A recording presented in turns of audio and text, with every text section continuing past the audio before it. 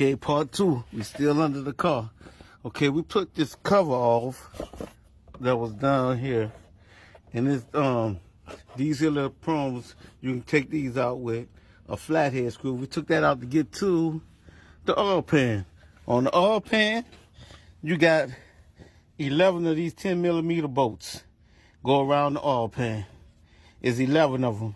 It's not hard to take out. You can use a ratchet or you can use an electric ratchet, which is what I use, the electric ratchet. Okay, after you take the 10mm bolts around it, you take your flathead and you try to come to the front part of the oil pan. You stick your flathead in between, and that's where you can pry your oil pan. It should be pretty much easy to come down. After you pry your oil pan out in the front, make sure that you have your drain pan to catch the excess oil, because you still have oil in your pan. Okay, once your oil pan is removed, you wanna clean around. You wanna clean around and get all that gasket, get all that stuff, clean it real good. You can clean it with a flathead. Some people use flathead. You got a wire brush, just make sure you clean all around there real good. Clean that real good, because you want, when you put your new gasket in when you put your new gasket around, you want it to be able to stick. And here's your oil pan that I pulled out. You want to clean around there, clean all around there. Clean around there. Make sure it's nice and clean. You want it to be nice and clean. As you see, I cleaned all around it. Cleaned all around it. It could never be too clean. Never be too clean. You want your gasket to stick on there.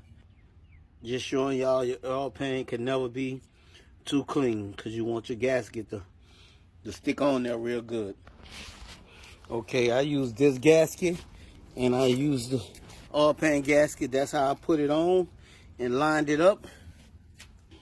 Okay, I did it I lined it up. The way I lined it up, I did it in the start position. I start off at the back. I put one at the front. I put one on the side, and I put one on the other side.